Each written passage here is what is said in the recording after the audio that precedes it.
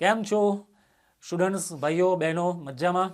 I hope કે બધા મજામાં જ હશો યાર. તમને શું દુઃખ હોવાનું, બરાબર? હા, અમુક લોકો એવું વિચારતા હશે કે અમારે એક્ઝામ છે, વાંચવાનું દુઃખ. એને દુઃખ ના કહેવાય, એને તો મજા કહેવાય ભાઈ, बराबर. सक्सेस में मजा नहीं भाई, मंजिल में मजा नहीं है. मंजिल का जो रास्ता है ना, उस रास्ते पे चलने में मजा है. तो वो रास्ते पे आप एंजॉय करो ना, बराबर. मंजिल का टेंशन काई को लઈ રહી લો? તો રસ્તા પર જે ચાલવાની મજા છે એને એન્જોય કરો. જે અત્યારે તમે તૈયારી કરો છો, જે વાંચો છો, ખરેખર સુખ એમાં હોય. તમે જ્યારે પરીક્ષામાં સારા ટકા આવશે કાં તો ના આવે, એ બે નંબરની વાત છે. પણ જ્યારે આ દિવસોને યાદ કરશો ને તો તમને યાદ મજા આવશે કે શું દિવસો હતા યાર, શું દિવસો હતા. આખો દિવસ સ્કૂલે, ટ્યુશન, રાતે મોડા લગીને વાંચવાનું. મોડા લગીને વાંચીએ. અમુક ટાઈમે જો લોકો ગ્રુપમાં વાંચે તો સાથે નાસ્તો પણ કરે, રાતે અડધી રાતે ચા પણ પીવે, બરાબર. એ બી દિવસ હોય ને યાર, એની મજા હોય. તો આ દિવસોને તમે મિસ કરશો, 100% મિસ કરશો સ્ટુડન્ટ્સ, બરાબર. 100% મિસ કરશો. તો જે દિવસો છે એન્જોય કરો. હા, ખાલી એન્જોય ના કરો, તૈયારી પણ કરો, જોરદાર તૈયારી કરો. તો આ દિવસો યાદ કરશો તો મજા આવશે. પણ માર્ક ઓછા આવે ને તો આ દિવસોને યાદ કરો તો મજા નહીં આવે, ઓછી આવશે, બરાબર. तो मोरल ऑफ द स्टोरी, तैयारी करो, मेहनत करता रहो, रिजल्ट जो होगा देखा जाएगा. चलो, तो આજે આપણે પેપરમાં ઇંગ્લિશનું ગાલા અસાઇનમેન્ટનું પેપર 1 તમારું ચાલે છે. એમાં section A, B, C, D આપણે ફિનિશ કરી દીધો છે. આજના વિડીયોમાં આપણે જોઈશું સેક્શન E, બરાબર. સેક્શન E માં તમને શું પૂછાશે? નિબંધ પૂછાશે. સૌનો ફેવરેટ નિબંધ. આ જરીક મેં કટાક્ષમાં બોલ્યો, બરાબર. ફેવરેટ તો કોઈનો નથી, લોકો નિબંધથી બીવે, કેમ કે પૂછાય આવડો મોટો, લખવાનું શું ખબર ના હોય, નિબંધ તો મોઢે તો ના થાય. ઇંગ્લિશમાં બીજી બધી વસ્તુ તમે મોઢે કરી શકો, શોર્ટ નોટ મોઢે કરી શકો, હા, ઈમેલ પણ હજુ મોઢે કરી શકો. નિબંધ મોઢે કરવા બેસો ને તો કેટલા નિબંધ મોઢે કરો, ને જે નિબંધ મોઢે કરો છો એમાંથી પૂછાશે એની શું ગેરંટી? કોઈ ગેરંટી નહીં. ચાહે તો એ લોકો નિબંધમાં એકદમ સહેલામાં સહેલો પણ પૂછી શકે બોર્ડમાં, કાં તો જો એમને મન ના હોય તો અઘરામાં અઘરો પણ પૂછી શકે. જો એ લોકો મૂડ સારું હોય તો એવું પણ નિબંધ પૂછી લે, my best friend, my family, આવું પણ પૂછી લે. અને જો પણ મૂડ ખરાબ હોય તો એવું પણ પૂછી લે, ચંદ્રયાન 3, ચંદ્રયાન 2, ઈસરો, બરાબર. આવું છે. Russia versus Ukraine. જો કે આટલો અઘરો તો ના પૂછે, મને જસ્ટ ઉદાહરણ આપું છું. નિબંધનો કોઈ ભરોસો ના હોય તો આપણે, તમે કહેશો સર અમારે શું કરવાનું? તમારે કશું નહીં કરવાનું, તમારે બધા નિબંધ વાંચી તો જવાના જ. કહેવાનો મતલબ સમજો છો? બધા નિબંધ વાંચવાના તો ખરા જ. જેટલી વાર વંચાય ને એટલી વાર રિવિઝન તો કરવાનું જ. કેમ કે આપણું માઇન્ડનો છે ને નિયમ જ એવો છે, કોઈ વસ્તુ જેટલી વધારે વાર રિપીટ કર્યા કરો ને એટલું તમને એનું કેચઅપ થાય. બાકી તમે એવું વિચારો કે આજે વાંચીશ ને પછી મહિના પછી વસ્તુ વાંચશો ને તમે 100% ભૂલી જશો. પણ આજે વસ્તુ વાંચી, અઠવાડિયા પછી પાછી વાંચો, મેક્સિમમ જો રિવિઝન ને તો મેક્સિમમ રિઝલ્ટ. આ નિયમ યાદ રાખજો. કોઈ પણ વસ્તુ હોય ને કોઈ પણ સબ્જેક્ટ હોય, મેક્સિમમ જેટલું વાંચશો ને એટલું તમને કેચઅપ થતું રહેશે ને લોંગ ટાઈમ સુધી તમારી મેમરીમાં રહેશે. તો નિબંધનો ફ્રેન્ડ્સ રસ્તો આ જ છે. પહેલાં તો જેટલા પણ નિબંધ છે, જેટલા તમારા હાથમાં આવે છે, એસાઇનમેન્ટમાં, બુકમાં છે, ગ્રામરમાં છે, બરાબર, બને એટલા નિબંધો તો વાંચી જ લેવાના. એટલું તો તમને ખબર હોવી જોઈએ કે આ નિબંધમાં કઈ વસ્તુ આવે છે. કોઈ વસ્તુથી ટોટલ અજાણ તમે ના હોવા જોઈએ. પછી એ ટાઈમ એવું ના થાય કે બોર્ડમાં કોઈ નિબંધ પૂછાય ને તમારી પેન જ ના ઉપડે ત્યાંથી. ઓકે, કોઈ પણ નિબંધ હોય તમને થોડો ઘણો આઈડિયા તો એટલીસ્ટ 25% ખ્યાલ તો હોવો જોઈએ કે આ ટોપિકમાં આ વસ્તુ આવે છે. આ થઈ વાત પહેલી. બીજી વાત કે થોડું ઘણું ઇંગ્લિશમાં જાતે વાક્ય બનાવતા શીખો તમે, બરાબર. એવું તો થવાનું નથી કે તમને ગમે તેટલા નિબંધ વાંચશો 100% તમને નિબંધ યાદ નથી રહેવાના. 100 લીટી હશે ને તો માન તમને 20 લીટી યાદ હશે નિબંધની, બરાબર. ને એટલી કેપેસિટી પણ નહીં કે બધા નિબંધ ગોખી શકો. ગોખીને તમે કેટલા ગોખવાના? 50 નિબંધ ગોખશો, 51 કોઈ નવો પૂછાશે તો શું કરશો? ને ખોટી મહેનત તો કરવાની ને નિબંધ ગોખવાની. નિબંધને ગોખાઈ નાખો દિવસ. નિબંધને લખતા શીખાય ખાલી, બરાબર. તો પહેલી ટેકનિક મેં તમને કીધી કે બને એટલા નિબંધો તમે વાંચી લો, ખબર તો પડે કે એટલીસ્ટ કયા નિબંધમાં કઈ વસ્તુ આવે છે તમને. બીજી વસ્તુ, ઇંગ્લિશ થોડું ડેવલપ કરો લખવાનું. થોડા તો નાના વાક્ય બનાવવાના શરૂ કરો, બરાબર. જેમ કે કોઈ પણ ટોપિક હોય તો એની વિશે વાક્ય બનાવવાનું કઈ રીતે એ થોડું તમે શીખો. કેમ કે બધી વસ્તુ ગોખવાથી ના થાય. English is a language. ભાષાને કોઈ દિવસ ગોખાય ના, ભાષાને શીખાય. ભાષાને ગોખાય ના પણ ભાષાને શીખાય. હા, પણ એ વસ્તુ પણ છે, જો એક્ઝામના 2-3 મહિના બાકી છે તો ક્યાં ઇંગ્લિશ નવેસરથી શીખવા બેસવાના, તે વાત જવા દો. પણ જેટલું શીખી શકો છો એટલું તમે શીખી લો. ને પ્લસ કે નિબંધમાં તમને અંદર ટોપિક આપેલા હશે, નિબંધના અંદર ટોપિક આપેલા હશે તો એ ટોપિક પરથી તમે એટલીસ્ટ વાક્ય બનાવતા પણ જો આવડી જાય ને તો પણ તમારું મોર દેન 75% કામ થઈ જાય. પણ એની માટે તો જરૂરી એ જ આવ્યું ને કે તમને વાક્ય કેમના બનાવો છો. મોટાભાગના 99% સ્ટુડન્ટો ભૂલ શેમાં કરે છે? વાક્ય રચનામાં. શેમાં ભૂલ કરે છે? વાક્ય રચનામાં. બાકી ખબર તો એમને પણ હોય છે કે નિબંધમાં લખવાનું શું, નિબંધનો ટોપિક કયો છે, પણ સારું વાક્ય બને કેમનું, વાક્ય બનાવવાનું કેમનું? વાક્યનો ઇઝ આગળ હોય કાં તો હી સીટ પાછળ હોય. ના જોઈતા વાક્યમાં આઈએનજી મૂકી દો તમે, આઈએનજીની બાજુમાં કંઈ ભલતું જ મૂકી દો. બરાબર? તો એ પણ થોડું વાક્ય રચનાનું, થોડું ઘણું ગ્રામરનું પણ તમારે ધ્યાન આપવાનું. હવે આ બધી વસ્તુ થાય કેમની? પ્રેક્ટિસથી. શેનાથી થાય? પ્રેક્ટિસથી. બરાબર? થોડા ઘણા ગ્રામરના બેઝિક નિયમો જાણી લો કે ઇઝ ક્યારે આવે ને આઈએનજી ક્યારે આવે, ઈડી ક્યારે લાગે, હેડ ક્યારે લાગે. થોડાક બેઝિક નિયમોની તમને આઈડિયા હોવી જોઈએ. ને પ્લસ વાક્ય રચનાની થોડી આઈડિયા હોવી જોઈએ કે પહેલો કર્તા આવે, ઇઝ એમઆર આવે, મતલબ ટુ બીનું રૂપ આવે, ક્રિયાપદ આવે ને છેલ્લે અન્ય શબ્દ આવે.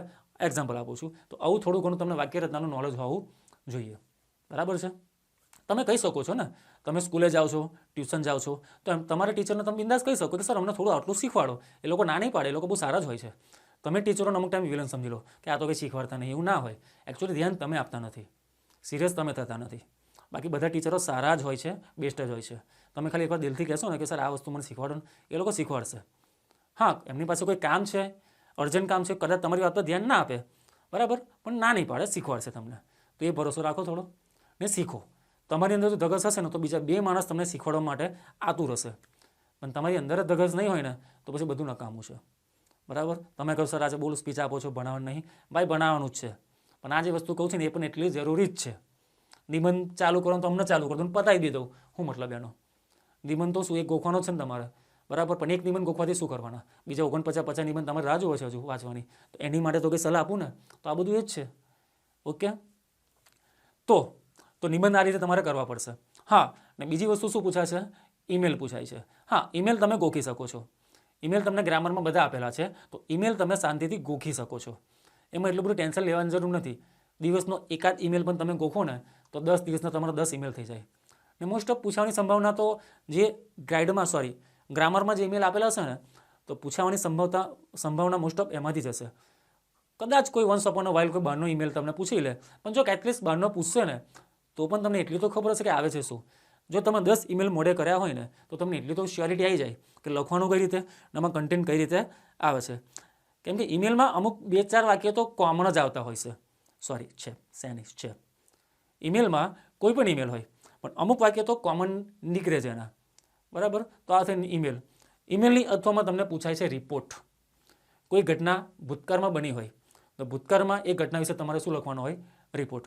રિપોર્ટની ભાષા તો એક જ હોય, ભૂતકાળ હોય, સાદો ભૂતકાળ હોય કાં તો ચાલુ, મતલબ ગમે તે ભૂતકાળ હોય ખાલી. એમ ઘટના ભૂતકાળમાં બની છે, અત્યારે લખો છો તો તમે ભૂતકાળનું લખશો ને કે આવું થયેલું, એમ થયેલું, અમે ત્યાં ગયા હતા, અમે આ વસ્તુ જોયું હતું. તો રિપોર્ટ પૂછાશે. અને પછી તમને પૂછાશે પિક્ચર ડિસ્ક્રિપ્શન.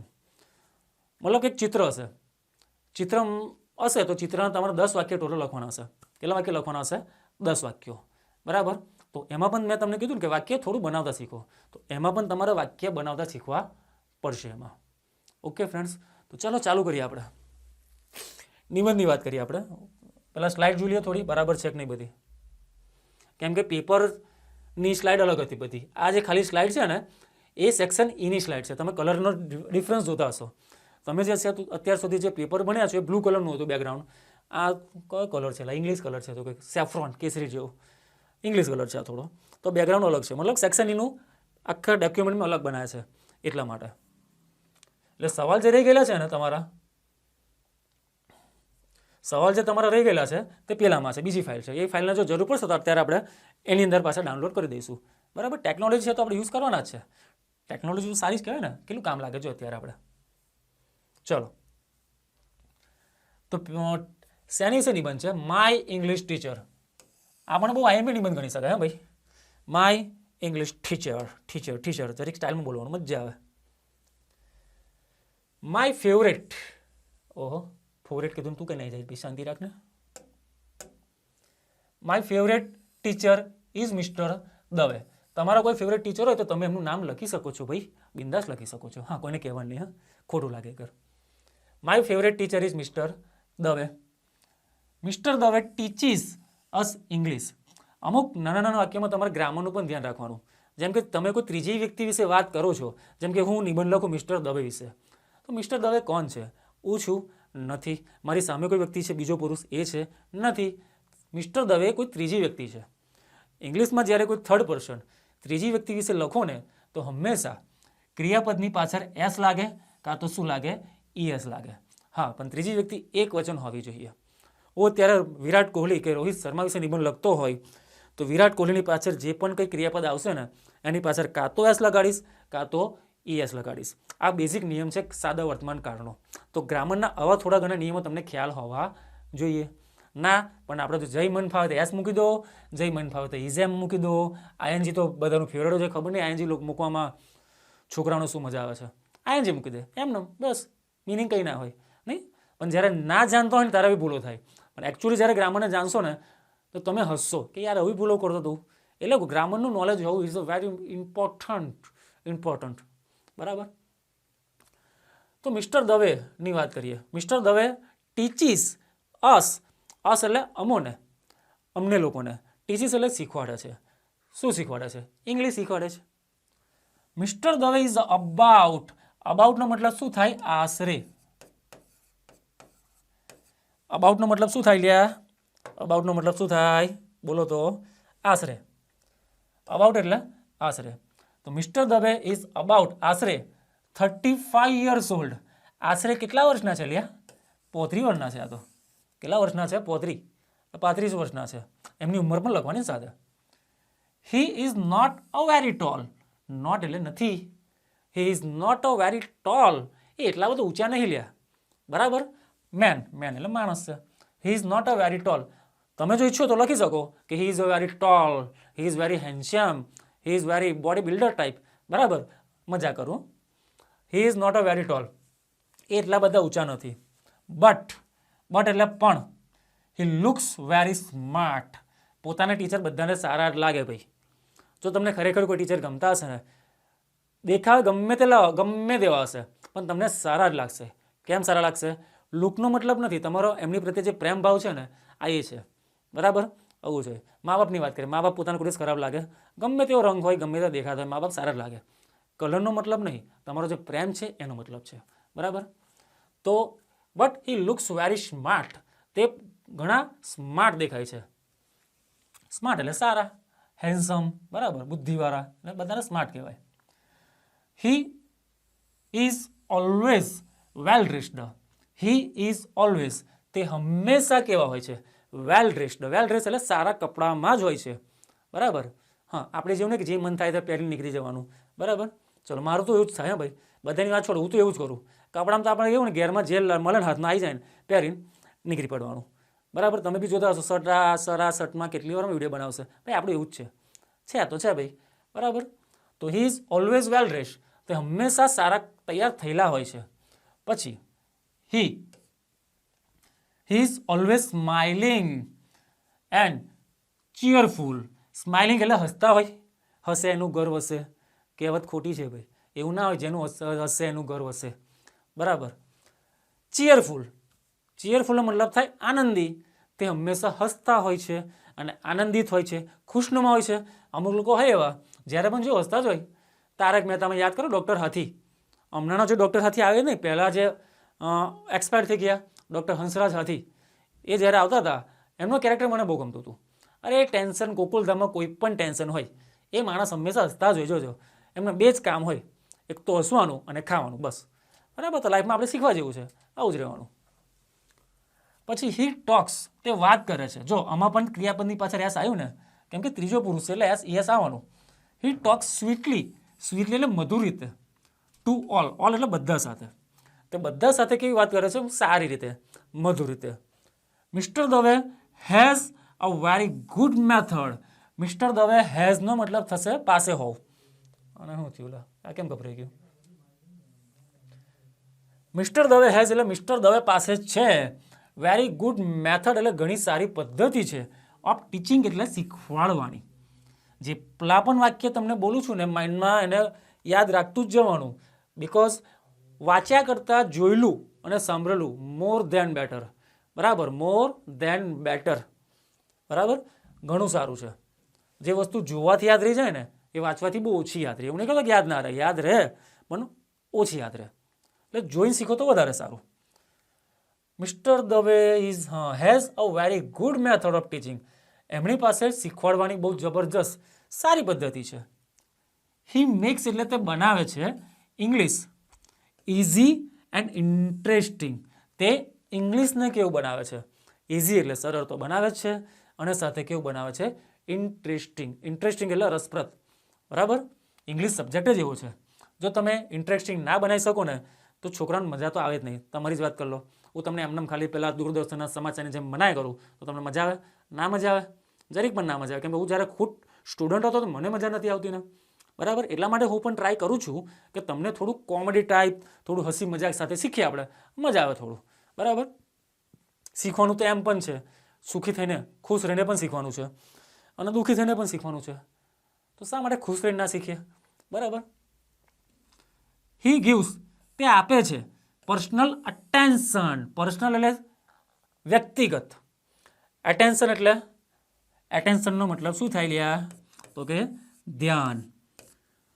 હી ગિવ્સ એટલે તે આપે છે પર્સનલ અટેન્શન, વ્યક્તિગત ધ્યાન આપે છે ટુ એવરી સ્ટુડન્ટ. કોની તરફ પર્સનલ ધ્યાન આપે છે? એવરી સ્ટુડન્ટ, દરેકે દરેક વિદ્યાર્થી ઉપર. He does not get angry. આ વસ્તુ પણ તમારે શીખવાની છે. વર્તમાન કાળમાં તમે જ્યારે કોઈ નકાર વાક્ય લખો ને તો એમાં ડઝ આવે કાં તો ડુ આવે. ડુ કોની સાથે આવે? તો કે આઈની સાથે ડુ. ડુ કોની સાથે આવે ને એની કરતાં ડઝ કોની સાથે આવે યાદ રાખો, એ ઇઝી રહેશે. તો કે ભાઈ ડઝ કોની સાથે આવે? કહો તો મને, ચલો. તો કે હી, શી, ઇટ, કાં તો કોઈ વ્યક્તિનું નામ. આટલા જણ હોય ને તો એની સાથે આવે ડઝ. તો બાકીના બધા સાથે શું આવે? ડુ આવે. આવું ગ્રામરનું નોલેજ એટલે કામ લાગે કે જ્યારે તમારે જાતે એવું કંઈ બનાવવું હોય ને તો એમાં તમને બહુ કામ લાગે આ વસ્તુ. બરાબર છે? જો આમાં હી આવ્યું ને તો હી સાથે નકાર વાક્યમાં શું આવ્યું? ડઝ આવ્યું. હીની જગ્યાએ પર યુ હોત કાં તો વી હોત તો ડઝ ના આવતે, તો પછી ડુ આવતે. He does not get angry. આ ગેટ એંગ્રી આખો શબ્દ છે. ગેટ એંગ્રીનો મતલબ થાય ગુસ્સે થવું. એંગ્રી એટલે ગુસ્સે, પણ ગેટ એંગ્રી એટલે ગુસ્સે થવું. તો he does not get angry. તે ગુસ્સે થતા નથી. ઇફનો મતલબ થાય જો. If a student ask him. જો કોઈ સ્ટુડન્ટ આસ્ક હિમ એટલે તેમને પૂછે, ક્વેશ્ચન એટલે સવાલ, ડ્યુરિંગ ધ લેસન. લેસન એટલે પાઠ, જે પાઠ ચલાવતા હોય તે. અને ડ્યુરિંગનો મતલબ થાય દરમિયાન. ડ્યુરિંગનો મતલબ શું થાય? દરમિયાન. એટલે ઇફ અ સ્ટુડન્ટ, જો કોઈ વિદ્યાર્થી, આસ્ક હિમ એટલે તેમને પૂછે, ક્વેશ્ચન્સ એટલે સવાલો. ક્યારે? ડ્યુરિંગ ધ લેસન એટલે લેસનની દરમિયાન જો પૂછે તો mister Dave wants. Mister Dave want એટલે ઈચ્છે છે, અસ એટલે અમને. મિસ્ટર દવે ઈચ્છે છે અમને લોકોને. શેનું? એટલે આપણી પાસે શું ઈચ્છે છે? To master the English language. તો mister Dave wants us. Mister Dave ઈચ્છે છે અસ એટલે અમને લોકોને. માસ્ટર એટલે માસ્ટર બનવું. એના માસ્ટર એટલે શું કહેવાય? સ્પેશિયાલિસ્ટ. બરાબર? માસ્ટર બનવું. શેના માસ્ટર બનવાનું? તો કે ઇંગ્લિશ લેંગ્વેજના. એટલે મિસ્ટર દવે ઈચ્છે છે કે બધા એમના સ્ટુડન્ટ ઇંગ્લિશના માસ્ટર બને.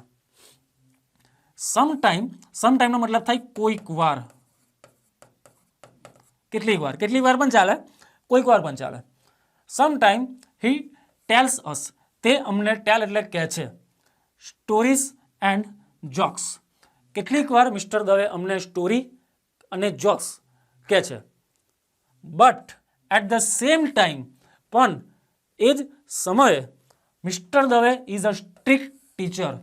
But at the same time mister Dave is a strict teacher. Mister Dave કેવા ટીચર છે? સ્ટ્રિક્ટ. સ્ટ્રિક્ટ એટલે શિસ્તબદ્ધ. મારે પણ એટલું ભણાવે પણ સારું, આવા ટીચર. પછી હી બિલીવ્સ. બિલીવનો મતલબ શું થાય? માનવું. બિલીવ એટલે માનવું. જેમ કે આઈ બિલીવ, હું માનું છું, ઇન લોર્ડ શિવ, હું ભગવાન શિવમાં માનું છું. બિલીવનો મતલબ થાય માનવું. ઉદાહરણ આપ્યું. હી બિલીવ્સ તે માને છે in discipline and hard work. He believes એટલે તે માને છે ઇન ડિસિપ્લિન, શિસ્તતામાં માને છે, એન્ડ હાર્ડવર્ક એટલે સખત મહેનત કરવામાં માને છે. He does not excuse. એક્સક્યુઝનો મતલબ થાય he does not excuse any student. આખું વાક્ય જોઈ લે.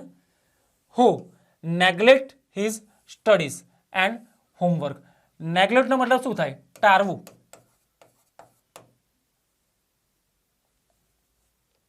હી ડઝ નોટ એક્સક્યુઝ.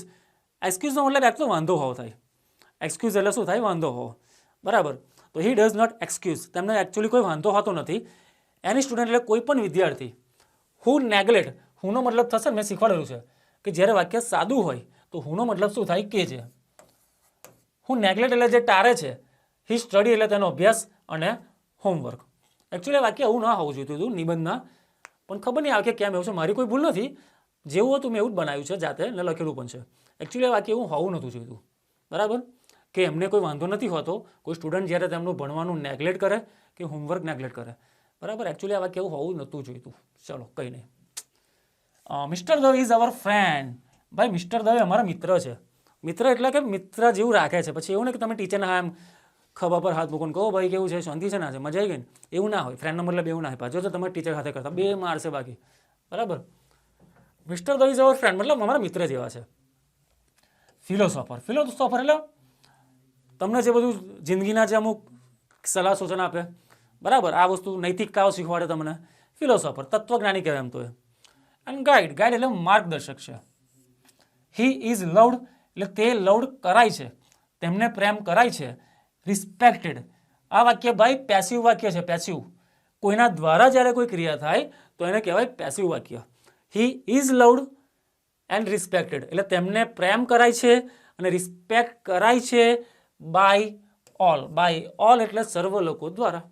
બધા જ લોકો દ્વારા તેમને પ્રેમ પણ કરાય છે અને તેમનો આદર, રિસ્પેક્ટ એટલે આદર પણ કરાય છે. ઓકે, તો આ તમારો નિબંધ હતો માય ઇંગ્લિશ ટીચર. પૂછવાની શક્યતા તો હંમેશા નિબંધમાં કીધું ને કોઈ ગેરંટી ના હોય, એટલે એવું વિચારીને જ વાંચવાનું કે પૂછાવાનું જ છે. બરાબર. ચલો, તો માય ઇંગ્લિશ ટીચર વિશે તમે લખી શકો. હવે આ જ વસ્તુ જો કદાચ તમને માય ઇંગ્લિશ ટીચરની જગ્યાએ તમને કદાચ એવું પૂછાય કે માય ફેવરેટ, આ એપ છે ભાઈ, આ જેવો લાગતો હશે પણ નહીં એવું. માય ફેવરેટ ટીચર જો કદાચ તમને આવું પૂછી લે, બરાબર, અથવા એવું પૂછે કે ધ ટીચર,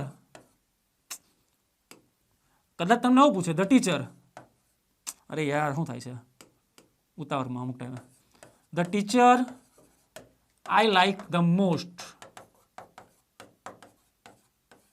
લો, તમને કદાચ એવું પણ પૂછી નાખે the teacher I like the most, એ ટીચર જે મને સૌથી વધારે ગમે છે. ત્રણમાંથી હેડિંગ અલગ છે. કદાચ આ ત્રણે ત્રણ નિબંધની હેડિંગ અલગ હોઈ શકે છે, પણ અંદર જે આવે ને વસ્તુ એક જ છે. ત્રણે ત્રણ નિબંધ જો કદાચ પૂછે તો તમે આ બેઠું લખીને આવી શકો છો. બરાબર, તો આ તો ઇઝી થઈ ગયું ને. મોઢે કરવાનું એક જ વાર, પણ કામ લાગે ત્રણ વાર કદાચ કામ લાગે. હેડિંગ કદાચ અલગ હશે, બરાબર, વસ્તુ આ જ હશે. ચલો, તો આ તો તમારો ફર્સ્ટ એસે, તમારો પહેલો નિબંધ. બીજા નિબંધની વાત કરીએ આપણે, તો બીજા નિબંધનું શું નામ છે? એટલે જો તો the best village of Gujarat. ગુજરાતનું સૌથી શ્રેષ્ઠ વિલેજ. બરાબર. કદાચ તમને એવું પણ પૂછે કે ધ વિલેજ, બરાબર, the best village which I explore, કે જે મેં મુલાકાતે ગયેલો. કદાચ એવું પણ પૂછે the best village of Gujarat. તો ચલો, પુનસારી વિલેજ. અંદર તો જો પુનસારી નામ લખેલું છે, પણ એની જગ્યા પર તમે તમારા કોઈ પણ સારું જે ગામ લાગતું હોય, તમે જે મુલાકાત કરેલી હોય, તો એનું નામ પણ તમે બેઝિઝક લખી શકો છો. You can write. Okay. Punsari village in the Sabarkantha district of Gujarat. Punsari ગામ છે તો કે ભાઈ ક્યાં આવેલું છે? તો કે in the Sabarkantha district, Sabarkantha જિલ્લામાં આવેલું છે ગુજરાતના. હેઝ વોન એટલે જીત્યું છે, has won the award for the best village. બરાબર, best village panchayat of Gujarat. તો હેઝ વોન એટલે જીતેલું છે, તો એને કયો એવોર્ડ મળ્યો છે? Award for the best village panchayat of Gujarat. ગુજરાતની સૌથી સર્વશ્રેષ્ઠ પંચાયતનો, ગ્રામ પંચાયતનો એવોર્ડ આ ગામને મળેલો છે. ઇટ વોઝ ઓલ્સો એવોર્ડેડ, તેને એવોર્ડ આપવામાં આવેલો છે એઝ ધ બેસ્ટ ગ્રામ સભા, બેસ્ટ ગ્રામ સભાનો પણ એવોર્ડ આપવામાં આવેલો છે એટ ધ નેશનલ લેવલ, રાષ્ટ્રીય લેવલ ઉપર. બરાબર. What is so special about Punsari? તો અમે તમને પૂછે છે કે વોટ ઇઝ સો સ્પેશિયલ, આમાં એટલું બધું ખાસ શું છે આ પુનસારી વિશે? તો શું ખાસ છે લેટ્સ સી, ચાલો જોઈએ ભાઈ. વેલ, સારું. એમ તો Punsari is a small village. Punsari કેવું ગામ છે? સ્મોલ, નાનકડું, બચ્ચા જેટલું. Small village with a population. પોપ્યુલેશનનો મતલબ થાય ભાઈ વસ્તી. બે વસ્તુ કોમન, બે શબ્દ તમને થોડા કોમન જેવા લાગતા હશે. પહેલું છે પોલ્યુશન અને બીજું છે પોપ્યુલેશન. તો પોલ્યુશન એટલે પ્રદૂષણ થાય, પોલ્યુશન એટલે પ્રદૂષણ, અને પોપ્યુલેશન એટલે વસ્તી. બરાબર. તો Punsari is a small village, એ નાનકડું ગામ છે with a population of about 6000. 2012ના આંકડા છે આ. પોપ્યુલેશન તો ભાઈ વસ્તી કેટલી છે? તો કે અબાઉટ 6000. 2012, 2012ની વસ્તી ખાલી કેટલા જણની હતી? 6000. ઇટ હેઝ એટલે તેની છે, તેની પાસે છે. It has the panchayat raj system. એ ગામમાં વહીવટ શાનાથી ચાલે છે? Panchayat raj system. Punsari is the first village. Punsari એ પ્રથમ ગામ છે to supply mineral water for drinking. આખા ગુજરાતમાં પુંસારી પહેલું એવું ગામ છે કે જે સપ્લાય કરે છે લોકોને. શું સપ્લાય કરે છે? મિનરલ વોટર, એટલે થોડું સારું લેવલનું પાણી, સારી ક્વોલિટીનું પાણી, મિનરલ વોટર. ઇટ હેઝ એટલે તેને છે વેલ મેન્ટેન. ભાઈ મેન્ટેનનો મતલબ જાળવવું થાય. મેન્ટેન નહીં કહેતા આપણે મેન્ટેનન્સ કરીએ છીએ આપણે, તો મેન્ટેનનો મતલબ જ થાય જાળવવું. ઇટ હેઝ વેલ મેન્ટેન એટલે સારું જાળવેલું હેલ્થ કેર સેન્ટર. આ ગામમાં સારી રીતે જળવાયેલું શું આવેલું છે? હેલ્થ કેર સેન્ટર છે. ઇટ ઓલ્સો પ્રોવાઈડનો મતલબ થાય પૂરું પાડવું અથવા આપવું. તે પૂરું પાડે છે ગુડ બેન્કિંગ સર્વિસ. આ ગામ શું સારી પૂરી પાડે છે? તો બેન્કિંગ સર્વિસ ભાઈ આ ગામની સારી છે. બરાબર. આપણી જેમ ને અમુક ટાઈમે ગામમાં જાઓ ને, બહુ બધી લાઈનો લાગેલી હોય, બપોરના ટાઈમે જાઓ તો તમને સરખું કામ પણ ના કરે, જમતા હોય, કાં તો અમને કોમ્પ્યુટર પણ ના ચાલતા હોય, આવું હોય અમુક ટાઈમે. મોસ્ટ ઓફ ગામડામાં બહુ જોવા મળે. ના, પણ આ ગામમાં એવું નથી. બેન્કિંગ ફેસિલિટી પણ સારી પૂરી પાડે છે. વિલેજર્સ એટલે ગામના લોકોને. Most of the villagers have a bank account. Most of the villagers એટલે મોટા ભાગના ગામના લોકોને હેવ અ બેંક અકાઉન્ટ. એ લોકોને શું આવેલા શું છે? બેંક એકાઉન્ટ છે એ લોકો પાસે. It is the only village. ફક્ત એકલું ગામ એવું છે આ. સોરી, આખું વાક્ય સાથે છે. It is the only village panchayat. આ એક જ વિલેજ પંચાયત એવી છે ટુ હેવ એટલે જેને છે ટોલ ફ્રી કમ્પ્લેન્ટ સેન્ટર. જો બહુ મોટી વાત કહેવાય. તમે કોઈ ગામમાં જાઓ, ગામમાં ગમે તે તમારું કોઈ વહીવટ બરાબર ચાલતો હોય, ના ચાલતો હોય, પણ કોઈ પણ જગ્યા પર તમને કમ્પ્લેન બોક્સ ના દેખાય કે તમે જે ડાયરેક્ટ કમ્પ્લેન કરી શકો. તો ડાયરેક્ટ મારામારી થાય ગામમાં, તો કમ્પ્લેન જેવું ના હોય. બરાબર. પણ આ ગામમાં કેવું છે? જો it is the only village panchayat. આ ગામમાં ખાલી એક જ પંચાયત એવી છે ટુ હેવ એટલે જેને છે ટોલ ફ્રી કમ્પ્લેન્ટ સેન્ટર. એવું કમ્પ્લેન્ટ સેન્ટર છે ટોલ ફ્રી કે તમે ફોન કરીને તમારી કમ્પ્લેન એને કહી શકો કે ભાઈ આ રસ્તા બરાબર નથી, આમાં પાણી બરાબર નથી આવતું. બરાબર. એકચ્યુઅલી આજના જમાનામાં બધા ગામમાં આવી સુવિધા હોવી જોઈએ. દેર આર ગુડ રોડ. હા ભાઈ, રોડ સારા છે. રોડ મસ્ત હોવો જોઈએ, બાકી તો જ મજા આવે. બાકી મસ્ત કેટીએમ લઈને નીકળે અને ખાડામાં ખૂબ બનીને પડીએ, એટલે આપણું ફ્યુચર ગયું ખાડામાં. એવું ના હોવું જોઈએ. બરાબર. મજાક નહીં હતી, એવું ફરવાનું નહીં fast. There are good road in the village. તો ભાઈ ગામડામાં રોડ સારા છે, બાઇક ચલાવવાની મજા આવે છે, સ્ટન્ટ મારવાની નહીં. આજકાલ સ્ટન્ટ મારે ને બધા, પછી એમને વિડીયો વાયરલ થાય, પછી હીરો બની જાય. પણ એ હીરો કેટલા હોય? Only for one night. Only for one night માટેના હીરો હોય. તો there are good roads in the village and so એટલે તેથી the panchayat was able. Panchayat was એટલે હતી, એબલ એટલે સક્ષમ. પંચાયત વોઝ એબલ પંચાયત સક્ષમ હતી to start mini buses. Panchayat શું સ્ટાર્ટ કરવા માટે સક્ષમ હતી? મિની બસીસ, નાનકડી બસો ફોર ટ્રાન્સપોર્ટેશન. ટ્રાન્સપોર્ટેશનનો મતલબ શું થાય? ટ્રાન્સપોર્ટેશન એટલે મને તો આવડતું નહીં, એવું ના હોય. ટ્રાન્સપોર્ટેશન એટલે પેલું વાહન વ્યવહાર. એક જગ્યાએથી બીજી જગ્યાએ જવું હોય તો વાહન વ્યવહાર હોય, એને અંગ્રેજીમાં કહેવાય ટ્રાન્સપોર્ટેશન. બરાબર. ધ પંચાયત વોઝ એબલ એટલે પંચાયત સક્ષમ હતી ટુ સ્ટાર્ટ એટલે શરૂ કરવા મિની બસીસ ફોર ટ્રાન્સપોર્ટેશન એટલે મિની બસો શરૂ કરવા માટે એબલ હતી. પુંસારી બીઇંગ અ સ્માર્ટ વિલેજ, સ્મોલ છે ભાઈ. બીઇંગ એટલે હોવા છતાં, બીઇંગ અ સ્મોલ વિલેજ એટલે નાનકડું ગામ હોવા છતાં, the panchayat has install 120 speakers for public announcement. નાનકડું ગામ છે છતાં પણ પંચાયતે શું કરેલું છે? પંચાયત હેઝ ઇન્સ્ટોલ, એ લોકોએ ઇન્સ્ટોલ કર્યા છે, બરાબર, 120 સ્પીકર્સ, 120 જેટલા સ્પીકરો ફોર પબ્લિક એનાઉન્સમેન્ટ માટે એક્રોસ ધ વિલેજ, એટલે આખા ગામમાં. સારું કહેવાય. લો 120 સ્પીકરો મૂકેલા છે, કોઈ પ્રસંગ હોય, ફંક્શન હોય, કામ લાગે, બરાબર. There are 25 CCTV camera at the village junction, ગામડાનું જે જંકશન છે ને ત્યાં 25 જેટલા સીસી કેમેરા છે. લો ભાઈ, બહુ સારી વાત કહેવાય. એ તો હારે આપણે સીસીટીવી કેમેરા લગાડીએ ચોરને જોવા, તો સીસીટીવી જાતે ચોરાઈ જાય, તો આવું પણ થાય, બરાબર, તો સારું કહેવાય. દેર આર 5 પ્રાઇમરી સ્કૂલ, ઓહો 5 જેટલી ખાલી પ્રાથમિક સ્કૂલો છે, 5. એ તો અમુક ગામમાં 5 ગામ વચ્ચે એક સ્કૂલ હોય, એની જગ્યા પર આ તો એક ગામમાં 5 સ્કૂલો છે. બહુ જોરદાર કહેવાય, જબરજસ્ત, મજા આવી ગઈ. વિચ ઓલ્સો હેવ, કે જેને પણ છે, શું છે, ઇન્સ્ટોલ સીસીટીવી કેમેરા. લો કર લો વાત. એ લોકોએ પણ સીસીટીવી કેમેરા ઇન્સ્ટોલ કરેલા છે ઇન ધેર પ્રિમાઇસીસ, એટલે એમની એરિયામાં. The school drop out ratio, જે લોકો શાળાએ નથી જતા એમનો દર, એને કહેવાય the school drop out ratio. જે છોકરાઓ, અમુક ગરીબ સ્ટુડન્ટો હોય, શાળાએ ના જઈ શકતા હોય, બરાબર, ભણી શકતા ના હોય, તો એમને કહેવાય ડ્રોપ આઉટ રેશિયો. ને રેશિયો એટલે ગુણોત્તર. તો એમનો ગુણોત્તર કેટલો છે? ઇન ધીસ વિલેજ 0 છે. એનો મતલબ કે કોઈ પણ છોકરો એવો નથી જે સ્કૂલે ના જતો હોય, બધા લોકો સ્કૂલે જાય છે. હા, સ્કૂલે જઈને ભણે ના ભણે ખબર નહીં, સ્કૂલે બધા જાય, બરાબર. This is the only village, આ એકમાત્ર વિલેજ છે ઇન ધ ડિસ્ટ્રિક્ટ, એટલે જિલ્લામાં. એમરેલા ભાઈ, this is the only village in the district, આ જિલ્લામાં, which has underground drainage system, કે જેની પાસે શું છે? Underground drainage system. ડ્રેનેજ સિસ્ટમનો મતલબ શું થાય? ગટર વ્યવસ્થા. તો આ એક જ ગામ એવું છે કે જેને અંડરગ્રાઉન્ડ, જમીનની નીચે ડ્રેનેજ સિસ્ટમ છે, મતલબ શું છે? ગટર વ્યવસ્થા. ઇચ હાઉસ, એટલે કે દરેક ઘર, હેઝ અ ટોયલેટ ટુ. લો, દરેક ઘરમાં ટોયલેટ, સેપરેટ ટોયલેટ છે પાછું. એવું નહીં કે 5 ઘર વચ્ચે એક ટોયલેટ હોય ભાઈ. અમુક ગામડામાં હોય છે એવું. આજના દિવસે, આજની તારીખે પણ એવું જોવા મળે છે. બોમ્બેમાં જાઓ તમે ચોલમાં રહેવા, ચાલીમાં, ત્યાં એવું જ હશે. ચાલીની વચ્ચે કાં તો 1 કે 2 ટોયલેટ હોય, જેમાં સવારે લોકો આમ ડબલા પડીને લાઈનો લગાડે. ખરેખર હોય છે એવું.